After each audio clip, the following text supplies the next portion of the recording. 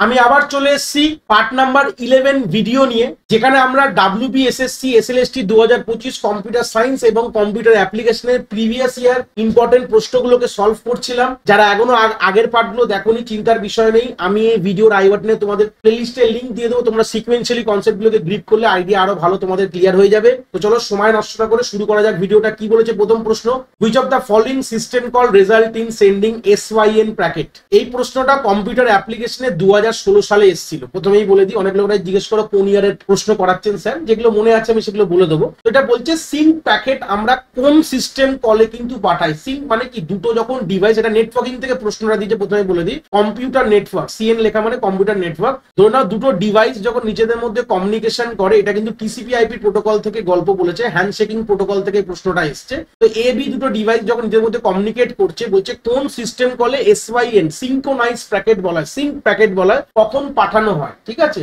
তাহলে এখানে উত্তর হবে হচ্ছে কানেক্ট। এই দিয়েছে দেখতে পাচ্ছ ডি কানেক্টেড, এই কানেক্টেড বলে কিছু হয় না, কানেক্ট বলে একটা আমাদের এই সিস্টেম কলটায় আমরা কিন্তু এই সিঙ্ক প্যাকেটটা কিন্তু এখানে আমরা পাঠাই বলতে পারো। ঠিক আছে, প্রথমে এর গল্পটা যদি জানতে হয়, আমরা অলরেডি কিন্তু আমাদের কম্পিউটার নেটওয়ার্ক প্লেলিস্টের মধ্যে আমাদের হ্যান্ডশেকিং প্রোটোকলের উপর একটা ভিডিও রয়েছে, তোমরা ইনডেপথ ওখান থেকে ক্লিয়ার করতে পারো।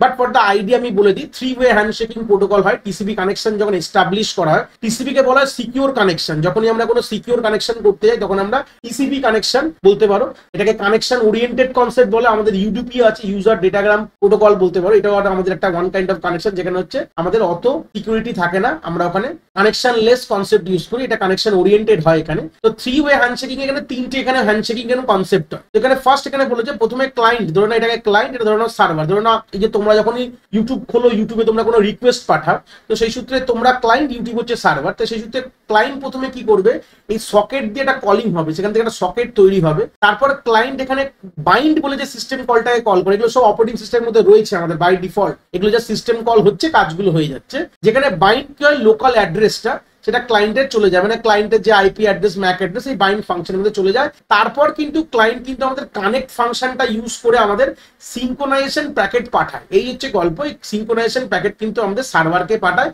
তার মধ্যে কিন্তু সব যাবতীয় অনেক ইনফরমেশন আছে। তো আমি এখানে ডিটেলস ইনফরমেশন নিয়ে কথা বলবো না। এই সিঙ্ক প্যাকেটের মধ্যে কি কি জিনিস থাকে, তোমরা চাইলে ওখানে কি 3-ওয়ে হ্যান্ডশেকিং প্রোটোকলটা যদি দেখো, সেখানে দেখলে বুঝতে পারবে এই যে সিঙ্ক্রোনাইজেশন প্যাকেটের মধ্যে কি কি ইনফরমেশন থাকে। এটা কিন্তু খুব ইম্পর্টেন্ট, যেহেতু আমাদের কম্পিউটার অ্যাপ্লিকেশন সিলেবাসে আছে তোমাদের, সেই সূত্রে এই কনসেপ্টটা খুবই ইম্পর্টেন্ট। তোমরা আমার কম্পিউটার নেটওয়ার্ক প্লেলিস্টে গিয়ে লাস্টের দিকে পেয়ে যাবে 3-ওয়ে হ্যান্ডশেকিং প্রোটোকল। তো সেই সূত্রে ওখানে গিয়ে ভালো করে দেখে নেবে। তো এই যে কনসেপ্ট আমি জাস্ট এখানে আইডিয়া দিলাম, যে কানেক্টের মধ্যে আমাদের সিঙ্ক প্যাকেট সার্ভারে আসে, সার্ভার সেটা লিসেন করে যে কি কি ক্লায়েন্ট বলছে, কি ব্যাপার, ওর মধ্যে কি লেখা আছে, সবগুলো গল্প সার্ভার দেখলো। তারপর সার্ভার সেই কানেকশনটাকে অ্যাকসেপ্ট করলো এবং এই সিঙ্ক প্যাকেটটা পাওয়ার পর এই হচ্ছে, এইভাবে কিন্তু কাজ হয়। তারপর সার্ভার অ্যাকনোলেজ করে দিল, তারপরে ক্লায়েন্ট তার কমিউনিকেশন স্টার্ট করলো। প্রথমে সার্ভার কি করে, কানেকশন স্টার্ট করে, হচ্ছে ক্লায়েন্ট স্টার্ট করে কানেকশন, সার্ভার সেটাকে অ্যাকনোলেজ করে, তারপরে ক্লায়েন্ট তার যাবতীয় জিনিসপত্রগুলোকে কাজ শুরু করে দেয়। এটাও কিন্তু পুরো ইনডেপথ কনসেপ্ট কিন্তু আমার কিন্তু প্লেলিস্টে কভার করা আছে। তো এখানে অ্যান্সার কি হয়ে যাবে, আমাদের কানেক্ট বলে সিস্টেম কলের সাহায্যে কিন্তু আমরা সিঙ্ক প্যাকেট কিন্তু পাঠাই। নেক্সট প্রশ্ন কি বলছে, in ethernet when Manchester encoding is used the bit rate is। এটাও কিন্তু 2016 সালে কম্পিউটার অ্যাপ্লিকেশনে প্রশ্নটা দিয়েছিল। বিট রেট বলছে যেটা ম্যানচেস্টার এনকোডিং এ কি ব্যবহার করা, তার বিট রেটটা কি হয়। দেখো এখানে প্রথমে একটা বলে দিই, what is the Manchester encoding. আমাদের কিন্তু লাইন এইগুলোকে বলা হয় এনকোডিং স্কিম। আমাদের অনেকগুলো হয়, ম্যানচেস্টার এনকোডিং হয়, ইউনোপোলার NRZ হয়, পোলার RZ হয়, পোলার NRZ I হয়, এরকম অনেক আছে। ডিফারেন্সিয়াল ম্যানচেস্টার কোডিং আছে, এরকম অনেক ধরনের আমাদের কিন্তু লাইন কোডিং আছে। এটা কিন্তু মেইনলি আমাদের কোন টপিকে পড়ে, digital data to digital signal convert করার যে কনসেপ্টের মধ্যে কিন্তু এই লাইন কোডিং বা এনকোডিং স্কিমগুলো আমরা পড়ি, যেটাও কিন্তু আমাদের কম্পিউটার নেটওয়ার্কিং প্লেলিস্টের মধ্যে কিন্তু এগুলো সব ধরে ধরে আমি কভার করেছি। তো প্রশ্নটা এখানে কি বলছে সেটা নিয়ে কথা বলবো, যে ম্যানচেস্টার এনকোডিং এ বিট রেটের গল্পটা কি। প্রথমে আমাকে জানতে হবে যে এই বিট রেট কি হবে। প্রথমে আমরা জেনে নিই যে এখানে আমাদের গল্প বলেছে, এখানে বিট রেট প্রশ্নটা এখানে আমার হয়তো মিসপ্রিন্ট হয়েছে, ডাইপ করতে, এটা বড রেট হবে। তো বড রেট কথাটার মানে কি, refer to the number of signal changes per second. Per সেকেন্ডে কতগুলো সিগন্যাল চেঞ্জ করা হয়। আমরা এরকম ভাবে গল্পটা, যেরকম ডিজিটাল সিগন্যাল হয়, এরকম পালস, এরকম ডিজিটাল সিগন্যালে এইভাবে কাজ হয়। ঠিক আছে, এইভাবে পার সেকেন্ডে ধরে না, এই 1 সেকেন্ড ধরে না, এটা এই 1 সেকেন্ড, 1 সেকেন্ডের মধ্যে কতগুলো সিগন্যাল এইভাবে ওপর থেকে নিচে যাচ্ছে। তো ম্যানচেস্টার এনকোডিং এ কি হয়, 1 সেকেন্ডের মধ্যে দুটো সিগন্যাল কিন্তু পার বিটের হিসেবে চেঞ্জ হয়, পার বিটে দুটো করে সিগন্যাল চেঞ্জ হচ্ছে। ঠিক আছে, যদি তোমরা ম্যানচেস্টার এনকোডিং পুরো ইনডেপথ দেখো তোমরা বুঝতে পারবে, বাট বলে দিই গল্পটা। ম্যানচেস্টার এনকোডিং এ কি হয়, পার সেকেন্ডে দুবার বিট চেঞ্জ হয়, কিভাবে কি করে এগুলো ওখান থেকে একটু দেখে নিতে হবে, ঠিক আছে। তো সেই সূত্রে কি হবে, একটা বিট ট্রান্সমিট করতে দুটো বড লাগছে, মানে দুটো সিগন্যাল চেঞ্জ। আমরা বড রেট কি বলেছিলাম, এক সেকেন্ডে কতগুলো সিগন্যাল চেঞ্জ হয়, তাহলে প্রশ্নতে কি হচ্ছে, তাহলে বিট রেট কি হচ্ছে, হাফ ইন্টু বড রেট। ধরে নাও কথা বলছি, যদি বড রেট থাকে 2000, তাহলে বিট রেট কি হয়ে যাবে আমাদের, এটা গল্প হচ্ছে 1000 বিট পার সেকেন্ড হয়ে যাবে। সেই সূত্রে এখানে আমি এটা ঠিকই আছে, এটা বড রেট হবে না, বিট রেট কি লেখা আছে প্রশ্নটা, বিট রেট কত হবে, বিট রেট হবে হাফ অফ দা বড রেট। এটা যেটা বললাম, যেহেতু বড রেট যা থাকবে তার হাফ হবে বিট রেট। এই হচ্ছে ফর্মুলাটা এখানে এখানে করেছি, সামারাইজ করে দিয়েছি, ঠিক আছে। Bit rate is equal to half into baud rate, এটা তার ফর্মুলা। সেই সূত্রে আমাদের বিট রেট কি হবে, প্রশ্নতে বলা যে বিট রেট কি হবে, হাফ অফ দা, যা বড রেট পাবে তার হাফ, যা বলে দেবে, যা বড রেট যা বলে দেবে প্রশ্নে তার হাফ হয়ে যাবে বিট রেট। এই হচ্ছে বেসিক আইডিয়া। নেক্সট প্রশ্ন বলছে which of the following is a phase of compilation process. এই যে অপশনগুলো বলছে কোনগুলো কম্পাইলেশন প্রসেসের কি কি ফেজ, তলায় আগে কম্পাইলেশন প্রসেসের মধ্যে কি কি হয় একটু দেখে নাও। আমাদের টোটাল 7খানা ফেজ হয়, ঠিক আছে। এই দেখতে পাচ্ছ 1 থেকে 7। আরেকটা কথা বলে দিই, এই প্রশ্নটাও কিন্তু আমাদের কম্পিউটার অ্যাপ্লিকেশনে 2016 সাল থেকে আমাদের কোশ্চেনটা নামা। তো সেই সূত্রে গেলে 6টা আমাদের এখানে ফেজ হতে পারে, এবং এটা বলে দিই এটা কিন্তু আমাদের কম্পিউটার সায়েন্সের জন্যই প্রশ্নটা কিন্তু এলিজিবল, কেন কি এটা কোনো বেসিক কথা যে কম্পাইলেশন যখনই প্রসেস হয় তখন কি কি স্টেপ হয়, বেসিক আমরা কম্পাইল করি। তো টোটাল আমাদের 7টি স্টেপ হয়। ফার্স্ট স্টেপটাকে বলা হয় লেক্সিক্যাল অ্যানালাইসিস, যেখানে আমরা কোডকে ব্রেক ডাউন করা হয় টোকেনসে। এই যে আমরা লিখি int a is equal two 5, ধরো না কোড লিখেছি, প্রত্যেক টোকেনসে আমাদের ব্রেক করা হয়, 4টে টোকেন এখানে আছে। তারপরে সিনট্যাক্টকে অ্যানালাইসিস করা হয়, কোনো গ্রামাটিক্যালি কোনো ভুল আছে কিনা। তারপরে সিম্যান্টিক অ্যানালাইসিস হয়, যদি সিম্যান্টিক কোনো কারেক্টনেস, বা ধরো না আমরা কখনো কখনো স্ট্রিং এর মধ্যে স্ট্রিং এর ভ্যালু আমরা ইন্টে রেখেছি, এরকম কোনো গল্প এরকম দেখা হয়। তারপর আমাদের ইন্টারমিডিয়েট কোড জেনারেট করা হয়। তারপর আমাদের কোডকে অপটিমাইজ করা হয়, মানে যদি মেমোরি বা কোনোভাবে যদি অপটিমাইজ করে স্পিড মেমোরি রেসপেক্টে, যেরকম লুপকে আনরোলিং এরকম অনেক কাজ হয়। কোডকে জেনারেট করা হয়, যেখানে ইন্টারমিডিয়েট কোড বলতে হলে মেশিন কোড জেনারেট করা হয়, মানে এখানেই মেইনলি আমাদের অ্যাসিম লেভেলে কনভার্ট করা। তারপরে চাইলে কিছু কোনো লিঙ্কিং বা অ্যাসেম্বলার দিয়ে অ্যাসেম্বলি কিছু করার থাকলে এখান থেকে। টোটাল আমাদের 7খানা স্টেপ, কিন্তু নর্মালি তোমাদের মনে রাখার মেন গল্প এটাই যে 7টা স্টেপের নাম lexical analysis, syntax analysis, semantic analysis, intermediate code generation, code optimization, code generation আর কোড লিঙ্কিং এবং অ্যাসেম্বলি। এটা অপশনাল, কিছু মডেলে থাকে কিছু মডেলে থাকে না। এটার মাল্টিপল হচ্ছে তোমাদের মাল্টিপল যে ফাইলগুলোকে একটা এক্সিকিউটেবল ফাইল দেবে কনভার্ট করাটাকে কোড লিঙ্কিং বলা হয়। পরে এরকম একটা প্রশ্ন আমাদের আছে চিন্তার বিষয় নিয়ে। তো সেখানে বলতে চাই এখানে কোনগুলো আমাদের কম্পাইলেশন প্রসেসের পার্ট বলতে পারো, ফেজ বলতে পারো। তখন এখানে এ বি দুটোই কিন্তু আমাদের কম্পাইলেশন প্রসেসের ফার্স্ট, তলায় দেখেছো লেক্সিক্যাল অ্যানালাইসিস আর কোড জেনারেশন দুটোই কিন্তু is a part of compilation, যেখানে অ্যান্সার হয়ে যাবে বোথ অফ দিস, ঠিক আছে। এই হচ্ছে ব্যাপার, অ্যান্সার হয়ে যাবে বোথ অফ দিস। নেক্সট প্রশ্ন কি বলছে, which memory type provide the ফাস্টার access time, also the most expensive but is also the most expensive, faster access time but expensive কিন্তু অনেক। তো সেই সূত্রে গেলে আমাদের আলটিমেট কি হার্ড ডিস্ক, ম্যাগনেটিক, এগুলো তো এক্সপেন্সিভ না আর ফাস্টও না। তো আলটিমেটলি অ্যান্সার হয়ে যাবে র্যাম। র্যাম হচ্ছে আমাদের সব থেকে ফাস্ট এবং এক্সপেন্সিভ অনেক বেশি। বলছে which memory type written is data even if the computer is power of, power of হয়ে গেলেও ডেটা রয়েছে। কোনগুলোতে, যেগুলো আমাদের পার্মানেন্ট স্টোরেজ। পার্মানেন্ট স্টোরেজ কোনগুলো হয় দেখো এখানে অপশন দেখো, ক্যাশ মেমোরি তো হবে না, কেন এটা নন ভোলাটাইল। এটা বলছে মানে কি, এই পাওয়ার অফ হলো ডেটা স্টোর করা, মানে কি নন ভোলাটাইল কনসেপ্ট। আর এগুলো হচ্ছে ভোলাটাইল, ক্যাশ হচ্ছে ভোলাটাইল মেমোরি, পাওয়ার না থাকলে ডেটা থাকবে না।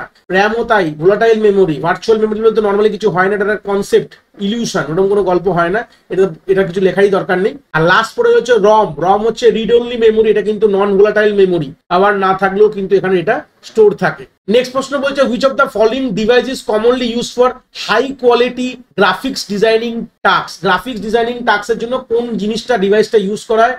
ট্র্যাক বল, ট্র্যাক বল মানে মাউসের তলায়, মাউসের গল্প এখানে বলছে। জয়স্টিক মানে গেম খেলার জন্য, ঠিক আছে, এটা মাউসের গল্প চলে যাও। আর বারকোড স্ক্যানার তো মানে জানো আমরা দোকানে যে স্ক্যানার ইউজ করি, বারকোড স্ক্যানার, যে কোনো কিছু স্ক্যান করার জন্য, এগুলো না। তাহলে গ্রাফিক্স ট্যাবলেট হচ্ছে এমন একটি অপশন এখানে দেখা যাচ্ছে যেটা দিয়ে আমরা কোনো গ্রাফিক্স ডিজাইনের কাজ কিন্তু এখানে করতে পারি, ড্রয়িং করতে পারি, স্কেচিং করতে পারি, এগুলো সবই কিন্তু আমাদের গ্রাফিক্স। যে দেখতে পাচ্ছ আমি স্ক্রিনে লিখছি যে পেনটা দিয়ে, এটা কিন্তু ওয়ান কাইন্ড অফ গ্রাফিক্স ট্যাবই বলতে পারো, ঠিক আছে। 7 নম্বর প্রশ্ন বলছে what is the purpose of bias. বায়াসের কাজটা কি। বায়াসকে বলা হয় বেসিক ইনপুট আউটপুট সিস্টেম। এর কাজটা নর্মালি কি, একটু ছবি দেখে বললে বুঝতে পারবে। দেখো গল্পটা হচ্ছে, দেখো বায়োস আমাদের কোথায় থাকে প্রথমে বলি। রম বলে যে গল্পটা বলেছিলাম এক্ষুনি পড়লে, রিড অনলি মেমোরি, এর মধ্যে কিন্তু বায়োস সফটওয়্যারটাকে লোড করানো থাকে, ভালো কথা। আর এই হচ্ছে ধরে নাও সিপিইউ রয়েছে, ভালো কথা। এই হচ্ছে আমাদের র্যাম রয়েছে, এই হচ্ছে আমাদের হার্ড ডিস্ক রয়েছে। দেখো বায়োসের মেন কাজটা কি, যদি নর্মালি এর ওয়ার্কিংটা বুঝতে হয় যে bias, what the bias do, এটা যদি বুঝতে হয়, দেখো আমাদের আলটিমেটলি এইটুকুনি জানি যে কোনো প্রসেস কিন্তু সিপিইউর কাছে গিয়ে এক্সিকিউট করে। আর প্রসেস পার্মানেন্টলি কোথায় থাকে বলে, প্রসেস পার্মানেন্টলি থাকে হচ্ছে আমাদের হার্ড ডিস্কের মধ্যে, ঠিক আছে। এই যে হার্ড ডিস্ক, তো আমাদের যে অপারেটিং সিস্টেম ওএস সেটাও আমাদের হার্ড ডিস্কেই আছে। তো মেন প্রশ্ন হচ্ছে এই হার্ড ডিস্ক, এই অপারেটিং সিস্টেমও কিন্তু একটা প্রসেস, তো সেটা যদি আমাদের র্যামের মধ্যে না বসে তাহলে তো সিপিইউর কাছে এক্সিকিউট করতে যেতে পারবে না, এটা তো নর্মাল কথা। র্যামের মধ্যে বসলেই তাহলে তো সিপিইউর কাছে এক্সিকিউট করতে যাবে, সিপিইউ তাহলে তো এক্সিকিউট করতে পারবে না। তো এবার যখন আমাদের যখন সিস্টেমটা অন হয় তখন আমাদের ওএস কে তুলে আনে? আমরা তো জানি যে বাদবাকি প্রসেসকে ওএস এর লং টার্ম শিডিউলার তুলে নিয়ে আসে র্যামের মধ্যে, এটা তো নর্মালি আমরা জানি, আমরা যখন ওএস পড়ি এটুকু আইডিয়া ক্লিয়ার আছে। বাট এই কথাটা এখান থেকে ক্লিয়ার করো যে আমাদের আলটিমেটলি যখন সিস্টেমটা অন হয় তখন তো র্যামে কিছুই নেই, তাহলে অপারেটিং সিস্টেমকে কে তুলে আমাদের এই র্যামের মধ্যে নিয়ে আসে? এর যে উত্তরটা হবে হচ্ছে বায়োস। বায়োস হচ্ছে এমন একটি সফটওয়্যার যার এইটুকুই কাজ কি, আমাদের ওএস কে তুলে র্যামের মধ্যে নিয়ে আসা। র্যামের মধ্যে আসলে তাহলে সেটা সিপিইউর মধ্যে যেতে পারবে, কারণ কি সিপিইউ কখনো কিন্তু হার্ড ডিস্কের সঙ্গে কথা বলে না, ঠিক আছে। সিপিইউ কিন্তু হার্ড ডিস্কের সঙ্গে কোনোভাবে কমিউনিকেট করে না, যা করে র্যাম এবং ক্যাশের সাথে করে। এই হচ্ছে বেসিক আইডিয়া বলতে পারো। তাহলে এটা হচ্ছে বেসিক কাজ হচ্ছে আমাদের বায়োসের। তাহলে সেই সূত্রে অ্যান্সারটা এখানে দেখে নাও, to manage communication between CPU আর র্যাম, একদমই না, সিপিইউ র্যামের মধ্যে কমিউনিকেশন করে না। To provide a graphical user interface for operating system, এটাও কিন্তু না, ওএস এর জন্য গ্রাফিক্যাল ইউজার ইন্টারফেস দেয় না, মানে যেটা আমরা দেখছি জিইউআই বলা, এটা কিন্তু একদমই না। To control communication between input and output use, একদমই না, ইনপুট আউটপুট জন্য কমিউনিকেশন করে, একদমই না। It initialise hardware component and start the computer system, এটা হচ্ছে আলটিমেট অ্যান্সার। এখানকার রেসপেক্টে চারটে যে অপশন রয়েছে সেই এই চারটি অপশনের মধ্যে বেস্ট সুটেড অপশন হচ্ছে এটাই, to initialize hardware component and start the computer system. Computer সিস্টেমটা স্টার্ট করতে সাহায্য করছে। কিভাবে স্টার্ট করতে সাহায্য করছে সেই গল্পটা আমি বললাম, প্রশ্নের অপশন এটা লেখা নেই কিন্তু, বাট যেটা মোস্ট ক্লোজ অপশন সেটাকে কিন্তু আমরা এখানে ঠিক করে দেখে বলেছে। বায়াস নর্মালি কি করে, বুটিং করে। এই যে ওএস কে তুলে এনে যে র্যামে আনলো, এই প্রসেসটাকে কি বলা হয়, বুটিং বলা হয়। তাহলেই কিন্তু কম্পিউটারটা অন, আনলে কিন্তু অন হতো না। এই হচ্ছে বেসিক আইডিয়া। নেক্সট প্রশ্ন চলে আসলাম, which memory level is close to CPU and is use to store frequently access data. যেটা ক্লোজ সিপিইউর সবথেকে ক্লোজে, সিপিইউ সবথেকে ক্লোজে কে থাকে, এই ধরে নাও সিপিইউ ধরে নাও, তারপরে থাকে ক্যাশ মেমোরি থাকে, তারপরে থাকে র্যাম থাকে, তারপরে থাকে হার্ড ডিস্ক থাকে। সবথেকে ক্লোজ কে, আমাদের ক্যাশ। ক্যাশ আমি বলতে পারি সিপিইউর মধ্যেই থাকে বলতে পারো, অনেক জায়গায় তোমরা দেখবে।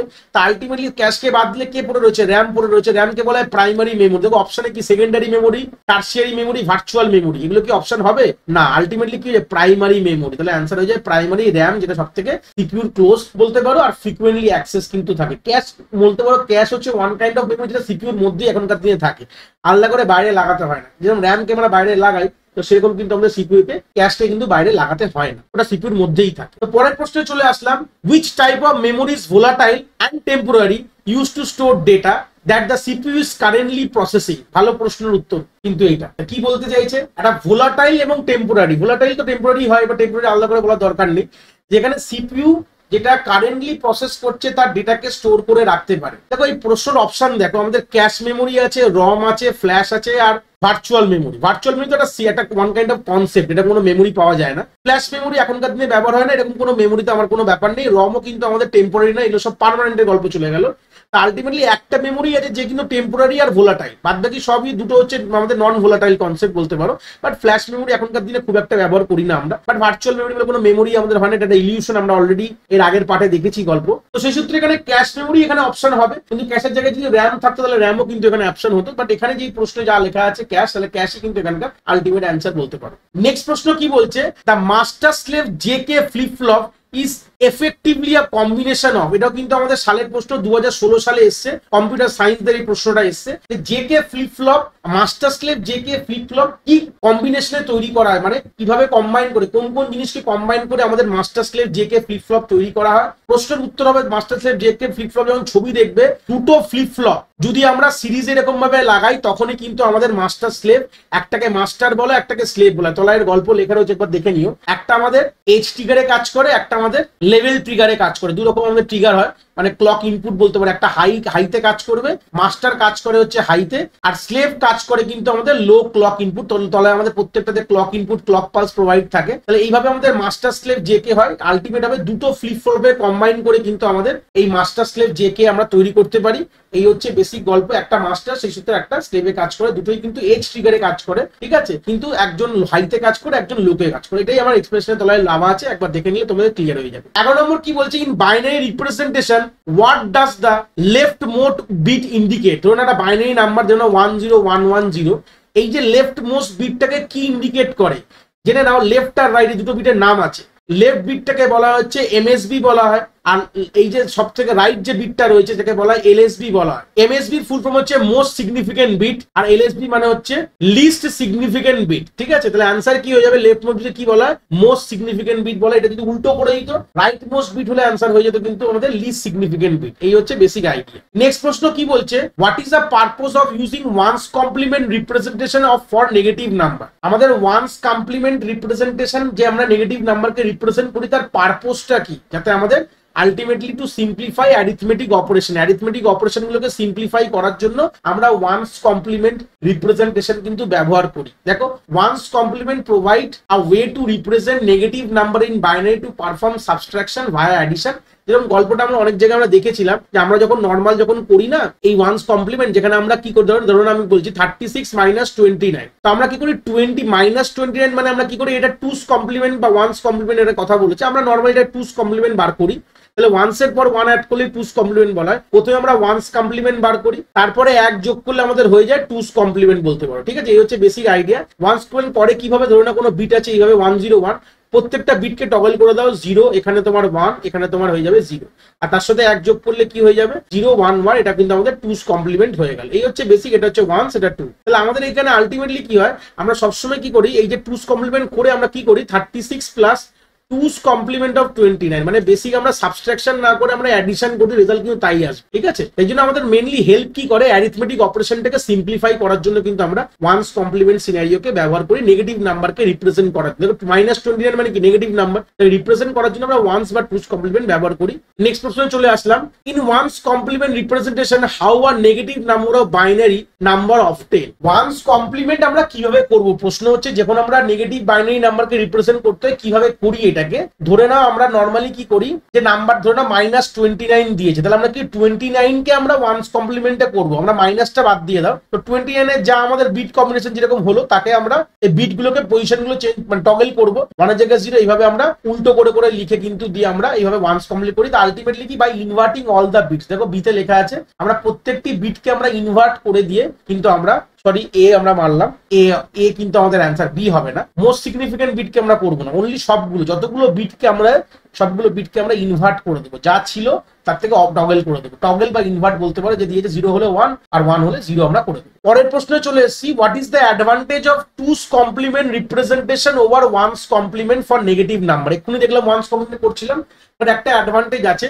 আমরা কেন টুস কমপ্লিমেন্টে আসলাম, বড় প্রশ্ন। এখানে একটা থিওরিটিক্যাল অ্যাসপেক্ট তোমাদের মনে রাখতে হবে, এটা এর কোনো ডাইরেক্ট এখানে অঙ্কর উপর কোনো ব্যাপার থাকবে না, জাস্ট তোমার কনসেপ্টটা একটু মনে রাখতে হবে। দেখো আলটিমেটলি আমাদের ওয়ান্স কমপ্লিমেন্টে কি হয়, যখন আমরা কোনো জিনিসকে ওয়ান্স কমপ্লিমেন্টে কনভার্ট করি তখন কি হয়, আমাদের রিপিটেশনস অফ 0 থাকে। এই হচ্ছে বেসিক গল্প, তুমি এক্সপ্লেনেশনটা পড়লে বুঝতে পারবে। আলটিমেটলি অ্যান্সার বলে দিই বি হবে, যেখানে আমাদের অ্যাডিশন এবং সাবট্রাকশনটা অনেক সিম্পলিফাই হচ্ছে। দুটো ক্ষেত্রে কিন্তু একই গল্প হবে, আমাদের অ্যাডিশন সাবট্রাকশন কিন্তু সিম্পলিফাইড। এই হচ্ছে advantage of two's complement over one's complement. যদি বলা হয় উত্তরটা কেন হয় সেটা কিন্তু দেখে নাও। In one complement negative number are form by inverting all the bits of positive number. তাই তো, আমরা নেগেটিভ নাম্বার কিভাবে নিয়ে আসি, আমরা যে কোনো আমাদের ধরে নাও ছিল, ধরে নাও কথা বলছি 101, এটাকে যখন ওয়ান্স কমপ্লিট করি কি 0 1 0 হয়ে গেল। এবার গল্পটা কি হয়, এখান থেকে দুটো 0 আছে, এই দুটো 0 পরবর্তীকালে আমাদের কিন্তু প্রবলেমেটিক হতে পারে। তাই জন্য আমরা কি করি, +1 করে দাও, তাহলে কি হবে, যে কোনো জায়গা করে দেখো, যে কোনো টুস কমপ্লিমেন্ট রিপ্রেজেন্টেশন করে দেখবে যেখানে সবসময় তোমাদের একটাই কিন্তু 1 থাকে। এখানে অ্যাডভান্টেজ কি হয়ে যাবে, দেখো টুস কমপ্লিমেন্টের অনলি 1 রিপ্রেজেন্টেশন অফ 0, প্রত্যেকটা টুস কমপ্লিমেন্ট বিটে কিন্তু একটাই 0 কোনোভাবে তোমরা পাবে, কিন্তু কোনোদিন পাবে না। যে কোনো জায়গায় করে দেখলে বুঝতে পারবে, তাতে কি আমাদের যে লজিক সার্কিটটা ডিজাইন করি আমাদের অনেকটা ইজি হয়ে যায়, তাই জন্য আমাদের অ্যাডিশন সাবট্রাকশন অনেকটা কিন্তু ইজি হয়ে যায়। এই হচ্ছে বেসিক আইডিয়া। তো আলটিমেট অ্যান্সার কিন্তু আমাদের কি হচ্ছে, অ্যাডিশন সাবট্রাকশনকে সিম্পলিফাই করার জন্য আমরা টুস কমপ্লিমেন্ট আসে, আর এটাই হচ্ছে টুস কমপ্লিমেন্টের অ্যাডভান্টেজ বলতে পারো ওভার ওয়ান্স কমপ্লিমেন্ট। পরের প্রশ্ন চলে আসলাম, in two's complement represent how are negative number of binary number of 10, মানে সিম্পল কথা, একটা বাইনারি নাম্বারকে কি করে টুস কমপ্লিমেন্টে রিপ্রেজেন্ট করবো, সেম কথা দেখো ফর্মুলা লেখাই আছে, যে ওয়ান্স কমপ্লিমেন্ট তার সঙ্গে এক যোগ করে দেবো। দেখো by adding 1 to the one's complement to the binary number, এটা হচ্ছে ডি হচ্ছে answer, by adding ones to the one's complement, মানে প্রথমে ওয়ান কমপ্লিমেন্ট বার করো, তার সঙ্গে এক যোগ করলে আমরা টুস কমপ্লিমেন্ট কিন্তু পেয়ে যাবো। এই এক যোগ করি বলে কিন্তু আমাদের নাম্বার অফ জিরো কিন্তু একটাই হয় আমাদের ফাইনাল রেজাল্ট। এটাই হচ্ছে বেসিক গল্প বলতে পারো। তো লাস্ট প্রশ্নে চলে এসেছি, কি বলতে চেয়েছে, which of the following is true about the range of representable value in 8-bit two complement representation. তো টুস কমপ্লিমেন্ট মানে পজিটিভ থেকে নেগেটিভ নাম্বার। তো আমাদের 8টা বিট আছে, তাহলে এখানে গল্পটা কি হবে সবসময় আমরা জানবো। একটা বিট দিয়ে আমরা সাইনকে রিপ্রেজেন্ট করি, এটা বেসিক আইডিয়া, আর 7খানা বিট দিয়ে আমরা নাম্বারকে রিপ্রেজেন্ট করি। টু টু দি পাওয়ার যখন 27 করবে তখন পেয়ে যাবে 128।